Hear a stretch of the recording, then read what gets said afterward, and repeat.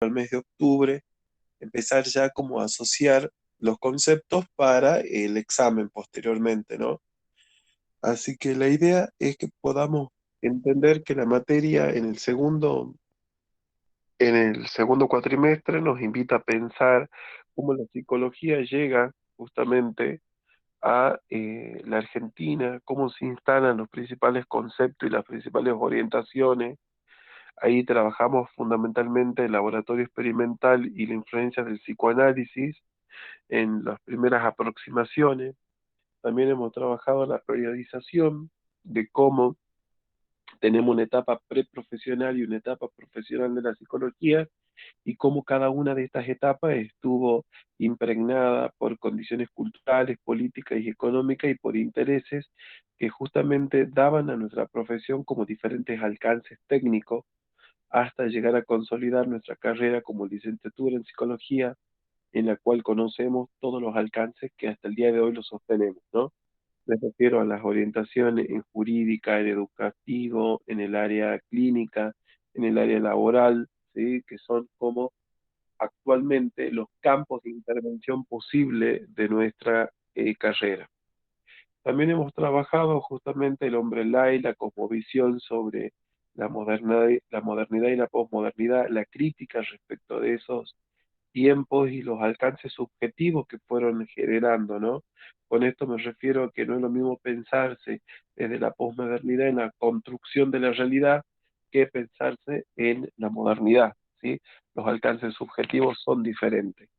Eso es por un lado. También hemos trabajado justamente los conceptos ligados a lo que sería principalmente al hombre en cuanto a su cuestión de finitud de la vida y los principales conceptos respecto de qué es la felicidad, a dónde se orienta el hombre respecto de la actualidad, ¿no? En la pregunta, ¿qué es lo que consume también? Hemos trabajado también justamente, y estos fueron los últimos temas, principalmente el contexto de surgimiento de la nueva ley de salud mental, hemos trabajado su fundamentación, sus conceptos básicos y por supuesto la forma particular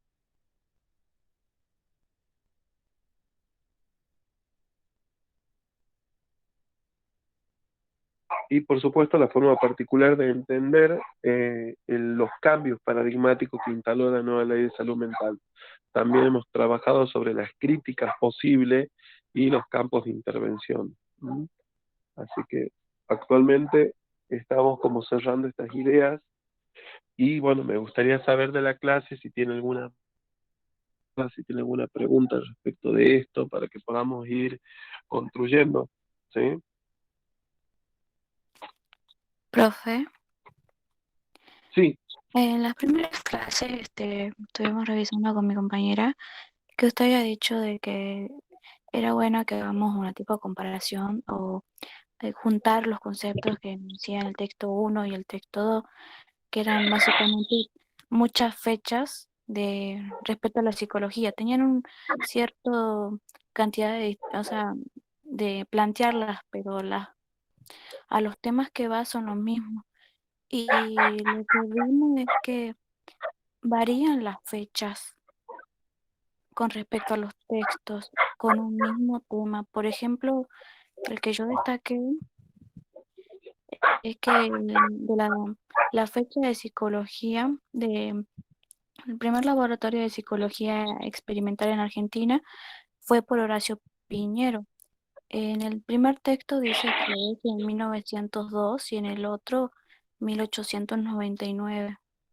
Y así mi compañera también encontró otras lo que pasa es que diferentes. justamente claro, lo que pasa es que con Piñero se crea principalmente ya en una de las facultades los laboratorios de psicología experimental. Llega anteriormente, pero con Piñero se materializa, ¿sí?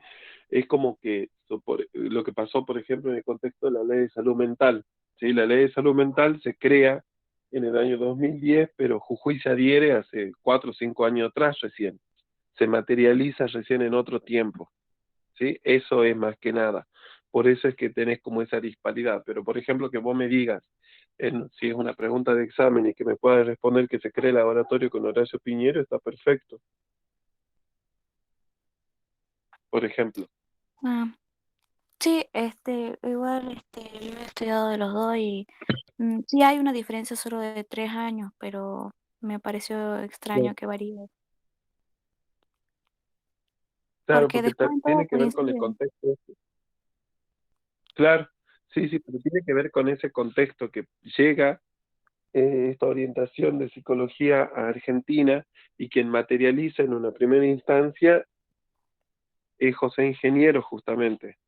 Entonces, a partir de ahí queda como que 3 años antes llega la orientación de psicología a la Argentina, se hace una difusión pública de ella, pero quien materializa para que aparezca de forma real y concreta a través de los laboratorios es justamente Ingeniero. Por eso es que quédate con el dato de 1900 en la creación, así no te tiendes a confundir. Está perfecta la aclaración. Ah, bien, gracias. Bien. No, por favor. ¿Alguien más que tenga otra duda, que quiera que trabajemos algún otro concepto antes que los chicos comiencen a dar eh, la exposición de lo que han trabajado hoy?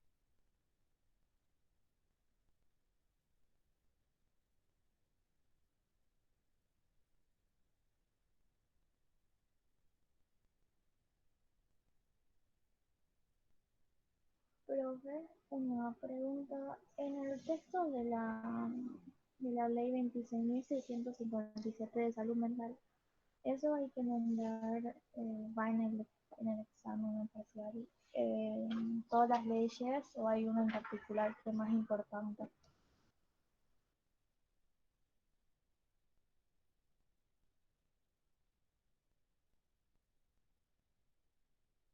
Perdón, te decía si me podías reiterar la pregunta porque te escuché muy bajito. Bien, en el texto, en la ley 26.657 de salud mental, bueno, ahí aparecen varios artículos. En el parcial, ¿van a tomar todos o solamente va a haber algunos en específicos que son más importantes que otros? Dijimos cuáles eran los puntos más importantes con respecto a la ley de salud mental, los cambios paradigmáticos, el concepto de formulación, las nuevas propuestas de intervención, o sea, todo lo que es fundamentación y alcances de la ley y la crítica, obviamente, es como lo más importante de la aplicabilidad. Así que en esos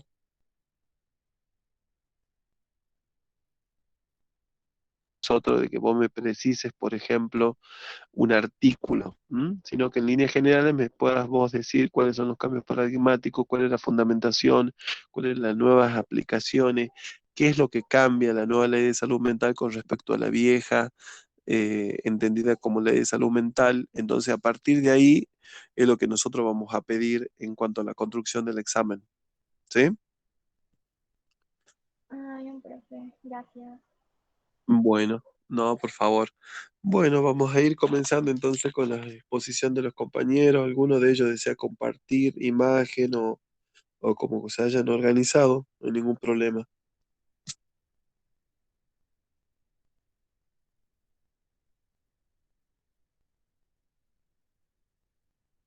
Yo ya comparto.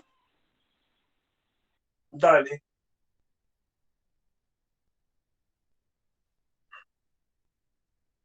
Ay, este septiembre me llegó con una alergia zarpada. ¿Cómo están ustedes?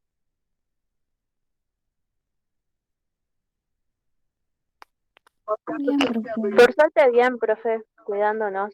Qué bueno. Me alegro mucho que estén bien. Yo también tengo una alergia, profe. Eso de lo de septiembre y alergia también es horrible. Bueno, ya nos falta poco para terminar el año. A cuidarnos y a ponerle onda. Bueno, le escuchamos la ponencia a los compañeros, lo que hayan preparado la clase Este para viene a hoy. ser el último texto, profe. Sí, nos queda este y hay un texto más y ya de ahí empezamos a recapitular para el examen, porque nosotros estamos, con esta comisión particularmente, estamos al día. Entonces estamos muy bien y podemos aprovechar las otras clases para consulta e integración de conceptos. Entonces eso nos va a venir muy bien. Bien, Bueno, profe. profe, nosotros vamos a hablar hoy del Código de Ética de la Federación de Psicólogos de la República Argentina, o FEPRA, que fue aprobado por la Asamblea Ordinaria el 10 de abril de 1999 y modificado por la Asamblea Extraordinaria el 30 de noviembre de 2013. Bueno, tiene como propósito proveer tanto principios generales como normas deontológicas. Mientras que los principios poseen una función orientativa de la práctica, las normas son obligantes para el ejercicio profesional y hallan fundamentos en dichos principios. Consta de una introducción, un preámbulo, una declaración de principios y una sección de normas deontológicas. La introducción expresa la intención y alcance de aplicación del Código de Ética. El preámbulo y la declaración de principios constituyen objetivos deseables que guían a los psicólogos hacia los más elevados ideales de la psicología. Expresan así el espíritu de este código y, si bien no son en sí mismos reglas obligatorias, deben ser considerados prioritariamente, ya que constituyen el fundamento mismo del actuar ético de los psicólogos. Las normas deontológicas establecen reglas de conducta profesional, las que expresan deberes que afectan a todos los profesionales psicólogos, considerando que descuidar estos deberes atenta contra los derechos de los receptores de los servicios profesionales.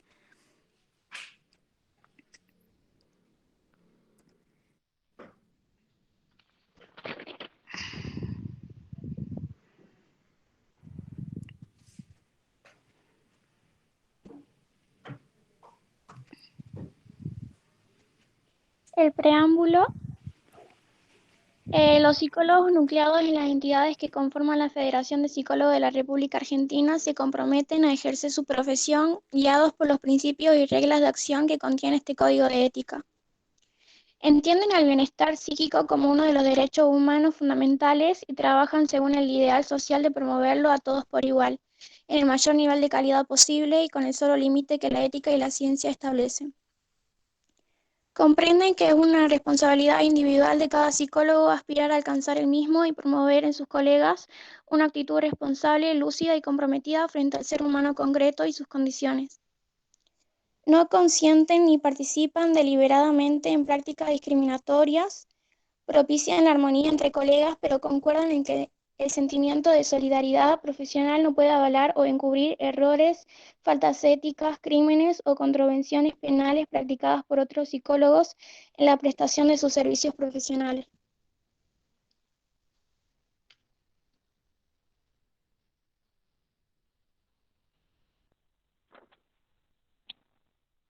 Bien, en cuanto a declaración de principios, su fecha es el 7 de noviembre de 1997.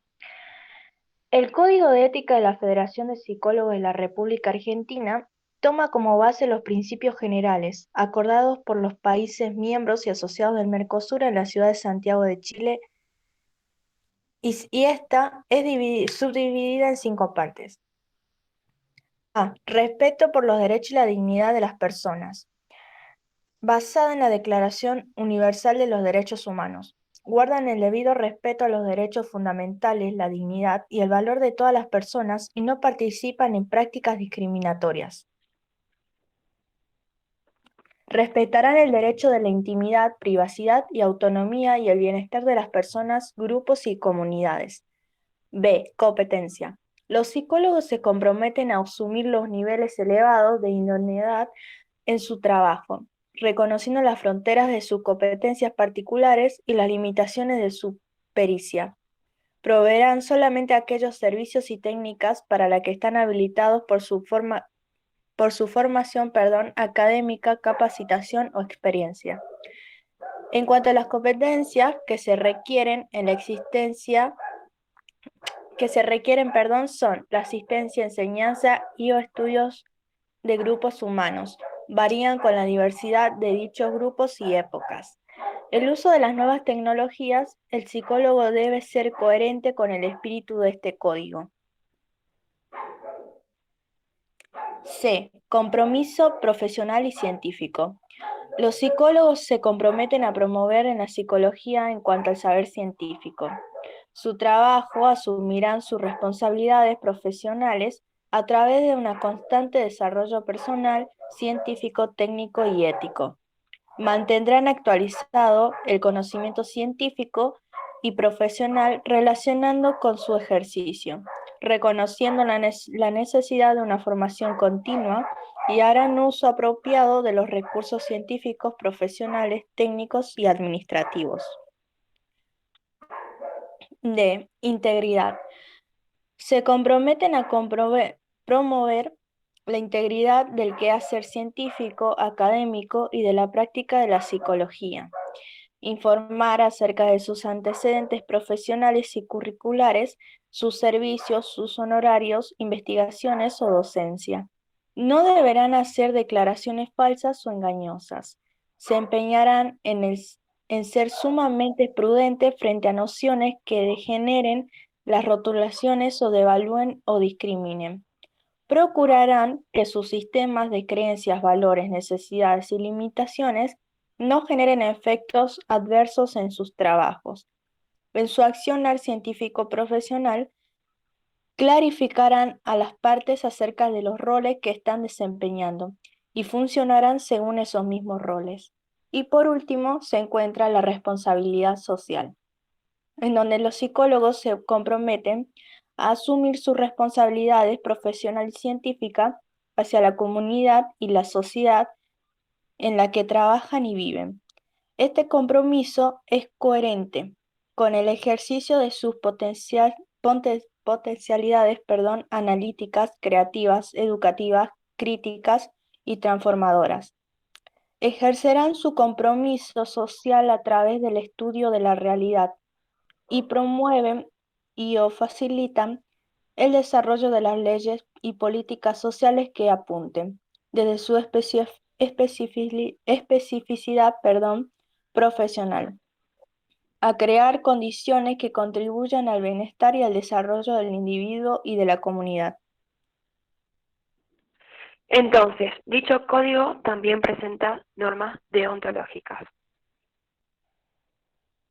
La mayoría de las reglas fueron redactadas en términos generales. Estas reglas, que se establecen en el presente código, deben ser consideradas como directivas generales, en tanto que no son exhaustivas, no implican la negación de otras no expresadas que puedan resultar del ejercicio profesional y consciente y digno. Además, los psicólogos deberán conducirse de manera coherente con el espíritu de este código.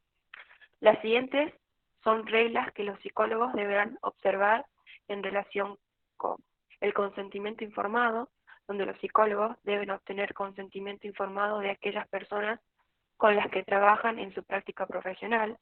Esta obligación se sustenta cuando la persona que lo brinda lo hace voluntariamente. La implementación del consentimiento implica su construcción y revisión en función de las características cambiantes y dinámicas de la relación profesional-consultante. La obtención del consentimiento implica para el psicólogo brindar información sobre los alcances de la intervención para el cual es solicitado, en relación con el propósito y naturaleza de la actividad profesional, las responsabilidades mutuas, la protección de la confidencialidad y limitaciones de las mismas consignadas en el presente código, probables beneficios y riesgos, alternativas posibles y la opción de rehusar o retractarse en cualquier momento.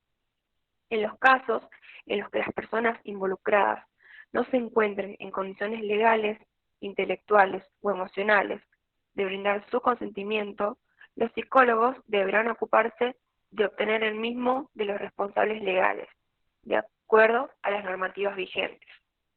También los psicólogos cuidarán que su intervención profesional respete al máximo posible el derecho a la intimidad. Podrán intervenir sin el consentimiento del o los consultantes en casos de catástrofes, urgencias o situaciones de riesgo. Y el consentimiento de las personas involucradas no exime a los psicólogos de evaluar la continuidad de la práctica que se esté desarrollando. En cuanto al secreto profesional, los psicólogos tienen el deber de guardar secreto asegurando así la confidencialidad de todo conocimiento obtenido en el ejercicio de la profesión, que hace a la esencia misma de la profesión. Responde a bien común, protege la seguridad y dignidad de los consultantes, sus familias y comunidades, y resguarda los intereses de las personas a quienes ofrecen sus servicios. Los informes escritos o verbales sobre personas, instituciones o grupos deberán excluir aquellos antecedentes entregados al amparo del secreto profesional y ellos se proporcionarán solo en los casos necesarios cuando, según el estricto criterio del profesional interviniente, constituyan elementos ineludibles para configurar el informe. En el caso de que puedan trascender a organismos donde no sea posible cautelar la privacidad, deberán adoptarse las precauciones necesarias para no generar perjuicios a las personas involucradas. La información que se dé a padres y o demás responsables de menores de edad y a las instituciones que lo hubieran requerido debe realizarse de manera que no condicione el futuro de los mismos y que no puedan ser utilizadas en su perjuicio. La obligación de guardar secreto subsiste aún después de concluida la relación profesional. Cuando los psicólogos comparten información confidencial como resultado del trabajo en equipo, supervisiones o bien por las características de la institución en que se desempeñan, la obligación de guardar secretos se extiende a todos los profesionales participantes. Los psicólogos garantizarán una apropiada confidencialidad al crear, almacenar, acceder, transferir y eliminar registros bajo su control con los recaudos apropiados si son impresos, digitalizados, videograbados, etc. Los límites del secreto profesional. Los psicólogos podrán comunicar información obtenida a través de su ejercicio profesional sin incurrir en violación del secreto profesional en las siguientes situaciones. Cuando así lo exija el bien del propio consultante, debido a que éste pudiera causarse un daño o causarlos a otros. Cuando se trate de evitar la comisión de un delito o prevenir los daños que pudieran derivar del mismo. Cuando el psicólogo deba defenderse de denuncias efectuadas por el consultante en ámbitos policiales, judiciales o profesionales. Cuando el propio consultante lo autorice o solicite por escrito, quedando a criterio del profesional actuante la información que se brinde. En todos los casos mencionados, la información que se comunique debe ser estrictamente necesaria, procurando que sea recibida por personas competentes y capaces de preservar la confidencialidad dentro de límites deseables.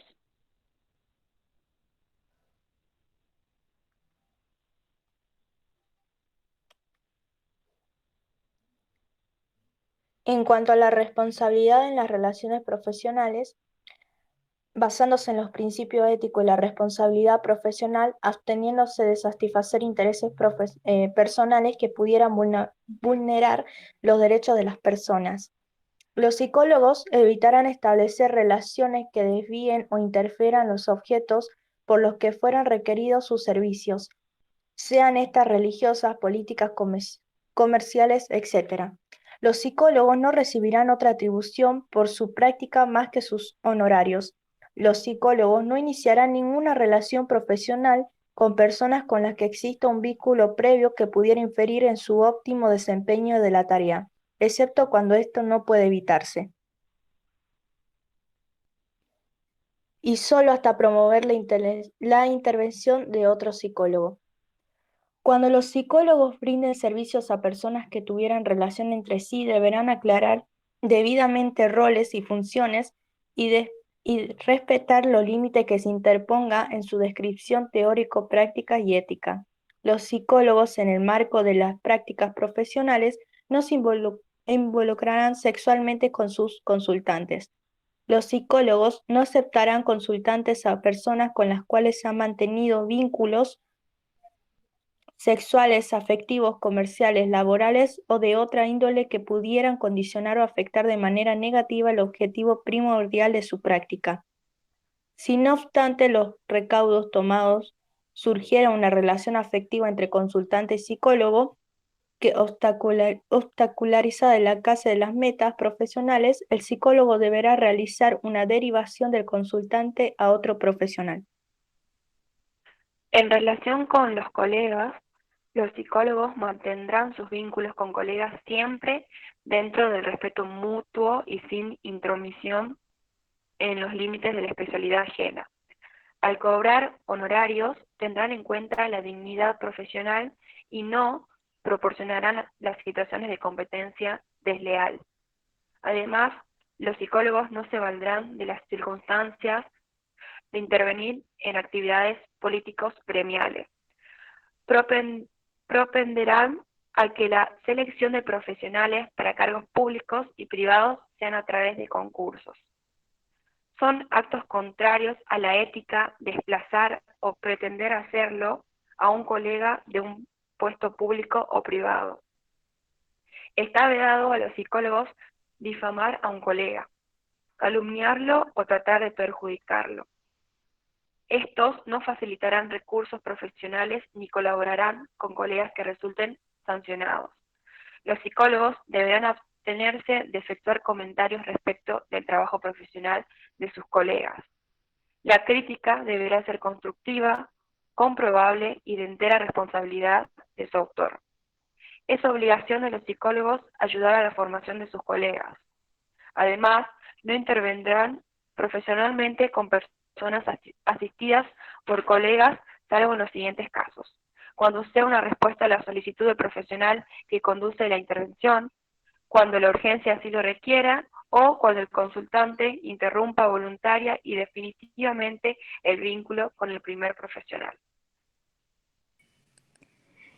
En cuanto con la profesión y la comunidad, en tanto que profesionales, los psicólogos deberán armonizar los intereses propios con el bien común, reconocer a la comunidad como destinataria legítima de sus servicios profesionales, propender el desarrollo científico y profesional de la psicología y conducirse siempre de manera coherente con los principios de este código, que este código indica. En el ejercicio de su profesión, los psicólogos no harán ninguna discriminación en función de nacionalidad, religión, raza, ideología o preferencias sexuales de sus consultantes. Los psicólogos deberán ser prudentes frente a nociones que generen discriminaciones y rotulaciones estigmatizantes, ser conscientes de su sistema de creencias, valores, necesidades y limitaciones y del efecto que estos puedan tener sobre su práctica profesional. Deberán conducirse de forma proba, con firme sentido del honor en el ejercicio de su profesión. No aplicarán o indicarán técnicas ni teorías psicológicas que no sean avaladas en ámbitos científicos, académicos o profesionales reconocidos. Prestarán sus servicios profesionales eficientemente con sumo cuidado de no incurrir en negligencia, impericia y o imprudencia. Evitarán emprender actividades profesionales cuando supieran que sus problemas o conflictos personales pudiesen interferir con su eficacia. Y tienen la obligación de estar alertas para detectar tempranamente si sus problemas personales afectan en su desempeño. Los psicólogos tienen la obligación de denunciar el ejercicio ilegal de la profesión en cualquier forma que ocurra, la práctica profesional de los psicólogos que no se efectúe en el plano y nivel científico propios de la psicología, el curanderismo y cualquier otra práctica carente de fundamento científico psicológico, cualquiera sea su forma. Los psicólogos no usarán su posición profesional o sus relaciones ni permitirán que sus conocimientos y que sus servicios sean usados por otros con fines que no concuerden con los valores que se desprenden de este código de ética. Los psicólogos solo podrán utilizar en su práctica tecnologías informáticas previa validación académica y científica. Respetarán el derecho de los consultantes a la libre elección de profesional, tanto en el ejercicio particular como en los servicios brindados en instituciones públicas o privadas. Prestarán la colaboración que les sea requerida por las autoridades en caso de epidemia, desastres y otras emergencias.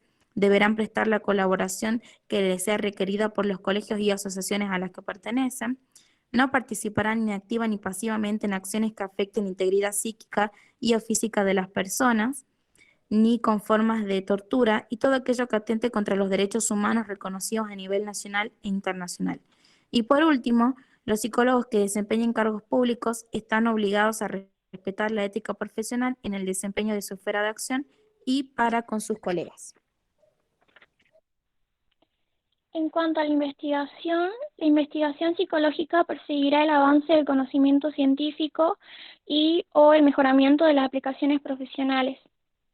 La investigación psicológica se efectuará en acuerdo con las normas éticas establecidas para la investigación y con las leyes nacionales y provinciales pertinentes. Los psicólogos responsables del proyecto de investigación obtendrán el consentimiento informado de los sujetos de sus representantes legales. No será exigible el consentimiento cuando la investigación se asiente en encuestas anónimas u observaciones no creadas en forma experimental, pero se tendrá particular cuidado en que no se dañe la intimidad de las personas involucradas. Cuando la investigación involucre a sujetos en relación asimétrica con los investigadores, se les asegurará la libertad de poder participar o retirarse sin que esto último pueda derivar en sanciones o perjuicio. Si al brindar información completa pudiera invalidar los resultados de la investigación, no se hará esto al inicio de la misma, siendo el psicólogo responsable del proyecto quien proveerá lo antes posible una información acabada a los sujetos y explicará también las razones por las que no se brindó dicha información al comienzo de la experiencia. De cualquier modo, el psicólogo no incurrirá en la omisión de información ni recurrirá a técnicas de engaño sin asegurarse previamente de que no existan procedimientos alternativos que no impliquen engaño, el uso esté justificado por el valor científico o profesional de la investigación proyectada. No se llevarán adelante proyectos de investigación que impliquen consecuencias desagradables o riesgo de ellas para los sujetos participantes. Si surgieran consecuencias indeseadas, él o los sujetos participantes deberán contar con el modo de comunicarse con el psicólogo responsable de la investigación. En la investigación con animales se asegurarán las medidas de protección e higiene en su mantenimiento y eventual eliminación y se evitarán o disminuirán al mínimo indispensable la incomodidad, dolor o enfermedad que la investigación pudiera acarrearles. Los psicólogos deberán ser veraces con los resultados de sus investigaciones. En cuanto a la docencia, los psicólogos que desempeñen funciones en la formación, capacitación, entrenamiento, supervisión de grado o posgrado de profesionales psicólogos, sea en forma regular o esporádica, en instituciones públicas, privadas o a título personal, deben guiarse por las siguientes reglas. No delegarán ninguna de sus funciones como docente en personas no capacitadas para cumplirlas. Garantizarán el nivel académico de los docentes involucrados en la enseñanza, capacitación y entrenamiento. Serán cuidadosos en el empleo de la influencia que, por asimetría de los roles, pudieran tener sobre sus estudiantes y supervisarlos. Proveerán en los alumnos el conocimiento y observancia de la ética profesional. Mantendrán buenas relaciones con los alumnos sobre la base de un nivel adecuado de exigencia y respeto mutuo. Enseñarán el uso de las técnicas y procedimientos psicológicos a profesiones con título habilitante para el ejercicio de los mismos o a estudiantes de las carreras que conducen a tal habilitación, con la salvedad de que esto no autoriza a los estudiantes al ejercicio profesional. No podrán organizar, participar o colaborar con instituciones que engañen o confundan a la comunidad. Cuando en la información de grado se requiera que los alumnos administren y empleen técnicas y procedimientos psicológicos, se arbitrarán los medios para asegurar que los sujetos implicados hayan brindado su consentimiento en forma directa o de manera implícita. Utilizarán casos como material ilustrativo, se extremarán los cuidados necesarios para mantener las reservas sobre los datos que pudieran identificar a los involucrados. Con respecto a las declaraciones públicas en cuanto a la publicidad, en la promoción de sus servicios profesionales y o presentación de currículum vitae, los psicólogos respetarán las siguientes pautas. Los psicólogos que publicitan sus servicios deberán regirse por las normas profesionales, incluyendo nombre y matrícula. La publicidad deberá hacerse en forma mesurada, incluyendo datos indispensables para la información útil. Estos no ofrecerán recursos o actividades relativas a técnicas psicológicas que no estén reconocidas por la comunidad profesional. La participación en medios de comunicación será con fines educativos y divulgativos. No participarán en avisos que recomienden la adquisición o uso de un determinado producto. En cuanto a la divulgación, las declaraciones u opiniones deberán plantearse siempre con rigor científico. Además, deberán abstenerse de hacer declaraciones públicas que sean falsas. Cuando expresen opiniones, tomarán precauciones razonables para asegurar que las declaraciones estén basadas en la práctica y en la bibliografía psicológica apropiada. La divulgación de los trabajos científicos deberá realizarse en forma que no se tergiverse su verdadero sentido y alcance. Cuando los psicólogos den información acerca de procedimientos y técnicas psicológicas, deberán aclarar que solo pueden ser indicados por profesionales. Y por último, estos psicólogos cuidarán que su presencia sea dentro del máximo respeto por su calidad profesional, por su propio prestigio y el de su profesión. Con respecto a las publicaciones, ellos comunican y discuten sus experiencias, el producto de su investigación y en general su producción científica dentro del ámbito de las instituciones correspondientes a su campo de acción y a través de la publicación de sus trabajos en revistas científicas. En la publicación de sus trabajos científicos o profesionales, los psicólogos mantendrán siempre su compromiso con la veracidad, por lo cual incluirán todos los datos pertinentes, aunque estos pudieran contrariar sus hipótesis o sus intereses. Toda discrepancia científica o profesional deberán discutirla en los ámbitos apropiados, evitando que su difusión al público pueda provocar errores de interpretación, confusión de ideas o desconfianza. En las publicaciones que sean producto de un trabajo compartido, deberán incluirse los nombres de todos los participantes. Los psicólogos deberán obtener su autorización expresa de los autores cuando se utilice información de fuentes particulares que no haya sido publicada. En todas sus publicaciones, los psicólogos omitirán y o alterarán cualquier dato que pueda conducir a la identificación de las personas o instituciones involucradas, y los psicólogos que recopilen el material de otros para su publicación deberán reconocer y mencionar todas las fuentes de origen y las contribuciones recibidas e incluirán su propio nombre como editor. Y me había olvidado de decir algo al principio que también es importante, que en el proceso de toma de decisiones relativas a la conducta del profesional, los psicólogos deben conocer y considerar el código de ética y el de la organización en que se encuentren matriculados o asociados, además de las leyes vigentes y los tratados y convenciones internacionales incorporados a la Constitución de la Nación Argentina. Si el Código de Ética establece un principio superior al exigido por la ley o a los que pudieran emanar de las instituciones en las que prestan sus servicios, los psicólogos deberán cumplir con el principio ético más elevado. En caso de contradicción aún parcial entre dos bienes protegidos, los psicólogos procederán siempre según el criterio ético de optar por el que ocupe el lugar más alto en la escala valorativa. La decisión final quedará bajo la exclusiva responsabilidad del profesional. Eso es todo, profe.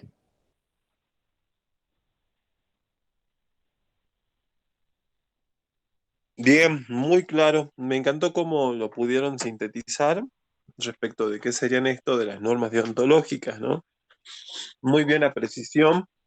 Me gustaría como para la clase en general que pudiéramos en este momento clarificar, que fue muy claro lo de la exposición de las compañeras, pero es muy importante porque estas son preguntas de exámenes, ¿sí? Entonces, todo lo que es el código de ética, como ustedes pudieron ver, está como estructurado para que el profesional psicólogo pueda realmente incorporarlo en su práctica profesional. Y hay deberes que no tienen que ser extralimitados justamente porque incumben en un lugar específico que apunta a ir en contra de esas normas éticas.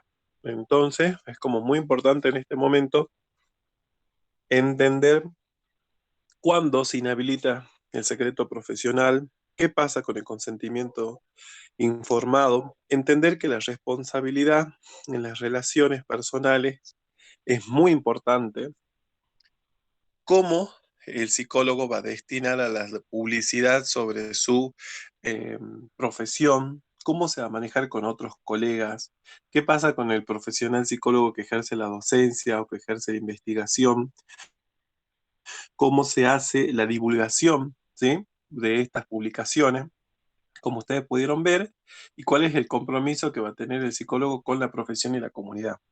¿Estamos? Yo, para ir materializándolo, todo lo que dijeron las compañeras muy bien a nivel teórico, les paso a comentar.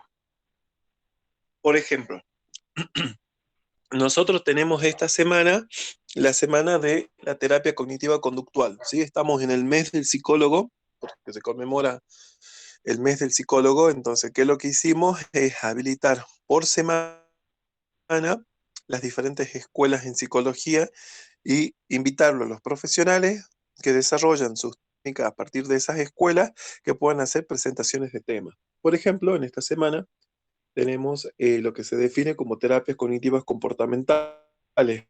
Van a estar algunos docentes de la facultad, otros profesionales que ejercen en su práctica clínica desde esta orientación, y van a trabajar algunas temáticas, ¿sí? Como por ejemplo, la intervención en terapias cognitivas comportamentales en niños con déficit de atención, desde la clínica de la terapia comportamental respecto a personas privadas de la ley, ¿sí? Entonces ahí apunta justamente en esta semana, que es de índole gratuita, que ya lo voy a compartir en el grupo. El que quiera escuchar alguna de esas ponencias lo puede hacer. Entonces ahí tenemos un vértice. El Colegio de Psicólogos hoy se compromete con la divulgación y la publicidad, siempre en un marco respetable. Como ustedes van a ver, están los nombres de los profesionales que van a disertar, una pequeña reseña de su trayectoria y el número de matrícula. Entonces siempre tiene que estar avalado, porque lo que nos habilita a nosotros a ser practicantes de psicología es la matrícula profesional, ¿sí? A ustedes la universidad donde están le emite el título, va a decir que tales y tales compañeros pudieron obtener el título de licenciado en psicología. ¿Qué implica eso? Que ustedes pueden justamente colegiarse en cualquier provincia del país. Al colegiarse, le van a dar un número de matrícula con el cual ustedes se van a poder guiar para poder realizar sus prácticas profesionales. Entonces, ¿cuál es una de las prácticas en la que la mayoría de los psicólogos se inicia trabajando? El ámbito clínico. Entonces, el ámbito clínico, como recién decían las compañeras muy claramente, tiene que ser bajo una responsabilidad en la que implique ambas partes.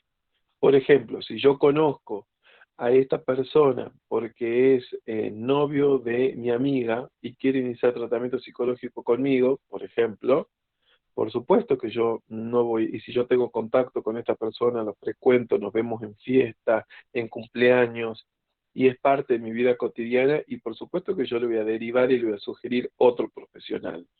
Como tampoco puedo atender una prima, una sobrina, un amigo. Sí, lo que se puede hacer es un asesoramiento, ¿sí? ¿Qué es un asesoramiento?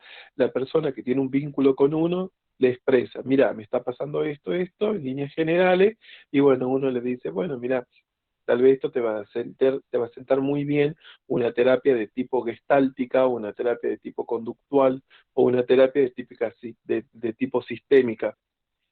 Entonces ahí es como muy interesante esto, porque justamente uno le orienta a la persona, pero no le da el tratamiento, que es fundamental, ¿sí? Porque justamente ya hay algo que se entiende en el vínculo que lo liga subjetivamente.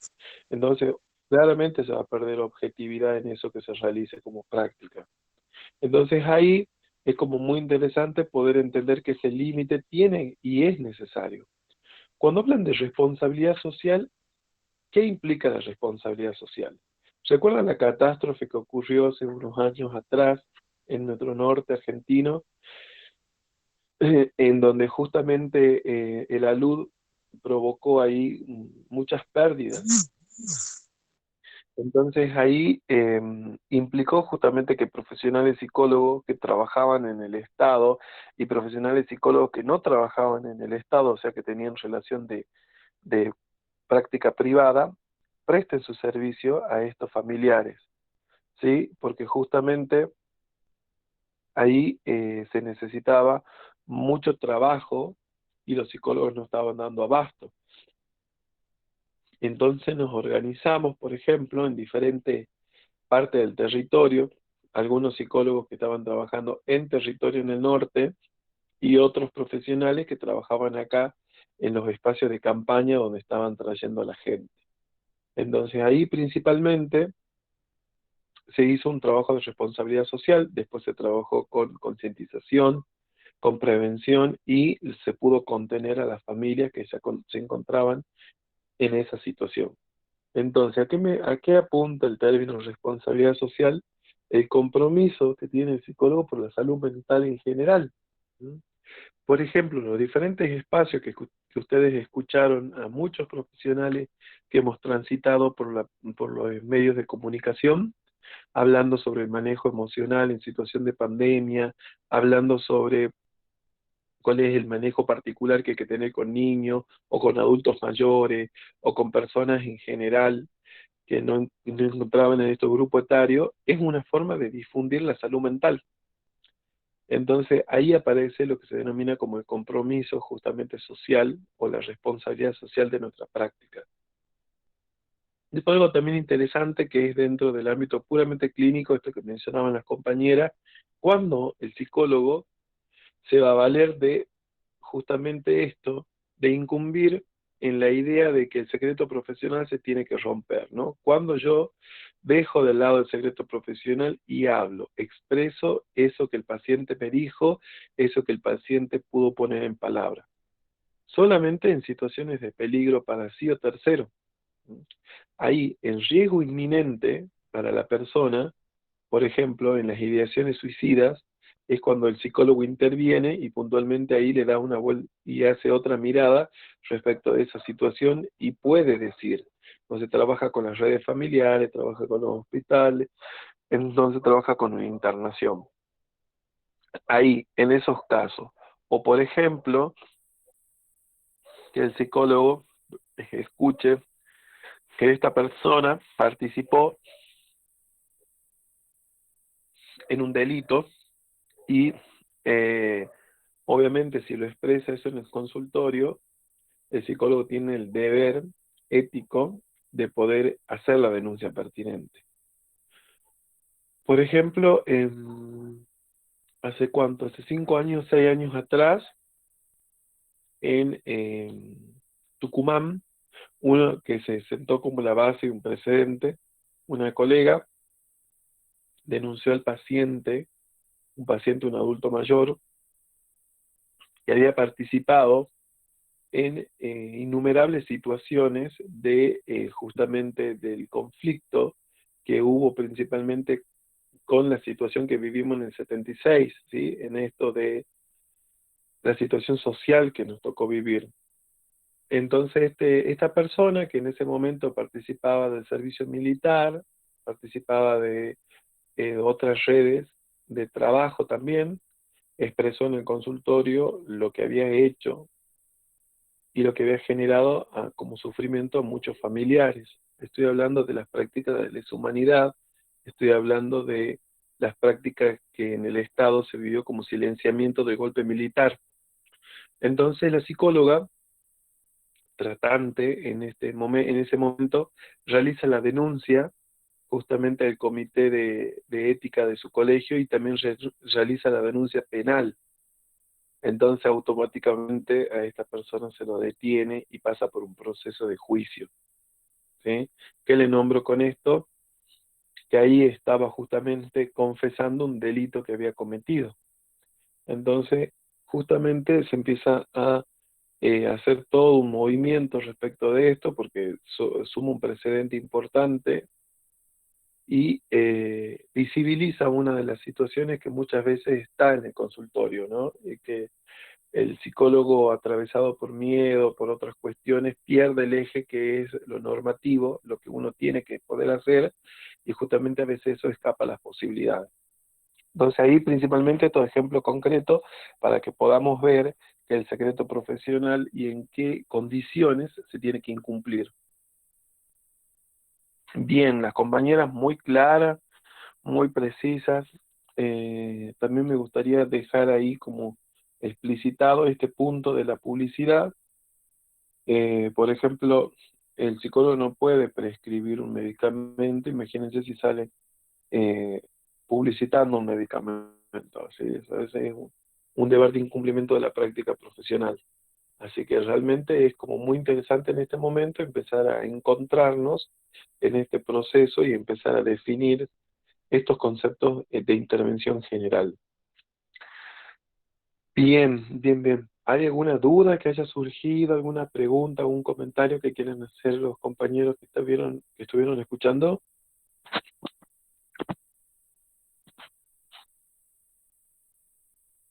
Profe, Sí, en cuanto al secreto profesional, también se le olvidó decir sobre cuando tenemos de pacientes menores de edad. totalmente, totalmente. ¿Querés ampliar vos ese concepto? ¿Querés hacerlo? No hay ningún problema. Es parte de nuestro deber avisar a un adulto mayor que esté a cargo de ese menor. Totalmente. Cuando podemos ver una situación de peligro, por ejemplo, una situación de abuso, una situación donde no le esté pasando bien el niño, Por totalmente. ejemplo, lo que usted explicaba en la clase anterior, que tenía que avisar a la familia, pasar por un proceso de cámara Gesell y todo lo restante. Totalmente, sí, eso es muy importante porque justamente el psicólogo pasa ahí a ser portavoz de los derechos del niño. Eso es como fundamental, ¿sí? Que el psicólogo puede garantizar esos derechos. Bien, bien, bien, bien. ¿Vieron cómo se van entrelazando? Una cosa que es la deontología, que es nuestra práctica ética, y otra cosa es la ley de salud mental, entonces van de la mano. Van de la mano en la medida en que los hechos concretos y las condiciones subjetivas en un tiempo determinado justamente lo que hacen es ligar nuevas formas de repensar la práctica profesional. Cuando dice que el psicólogo se tiene que poder adaptar a las nuevas demandas sociales, es lo que hicimos actualmente en este contexto de pandemia, por ejemplo, con la teleasistencia. Como ustedes sabrán y es de público conocimiento, a través del COE se habilitaron espacios de teleasistencia para personas con situación de COVID. Entonces, ahí automáticamente, en teoría, aparecía la figura del psicólogo conteniendo a través de la videollamada o la llamada común, justamente a pacientes con estas características. En un contexto donde le dio como mucho lugar a repensar las prácticas, porque ¿qué pasa, por ejemplo, desde la lectura de muchas escuelas en psicología? Nosotros con el cara a cara, con el trabajo in situ, es decir, con el trabajo presencial, uno tiene otro registro. Por ejemplo, tiene una lectura corporal, que es lo que expresa su cuerpo, los gestos que ocupa el paciente, cómo utiliza el espacio de consultorio, y podemos ver indicadores de ansiedad, podemos ver indicadores que nos permiten pensar en una tristeza, en una bulia, en una apatía, que son indicadores clínicos, que eso uno lo detecta con la observación. ¿Sí? Entonces, miren cómo tuvimos que cambiar en este escenario que la teleasistencia nos permitió como tal vez otro modo de vincular y de continuar con el tratamiento en los pacientes.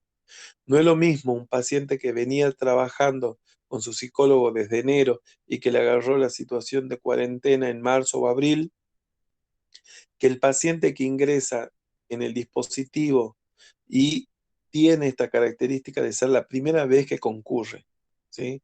Entonces hay información en la que el psicólogo no va a estar como al pendiente o al tanto mejor expresado, y es muy importante sostener ambos espacios, la teleasistencia por un lado y también el espacio presencial, ¿sí?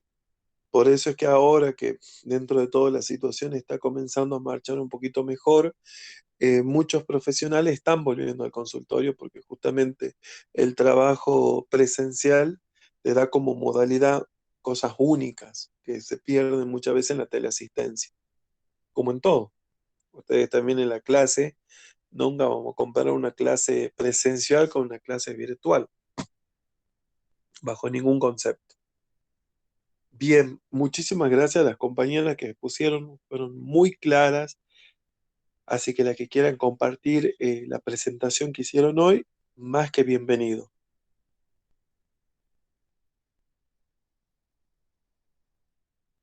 La compartimos en el grupo, profe. Muchísimas gracias.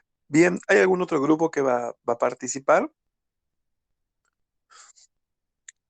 ¿Estaba designado este grupo o era solamente este?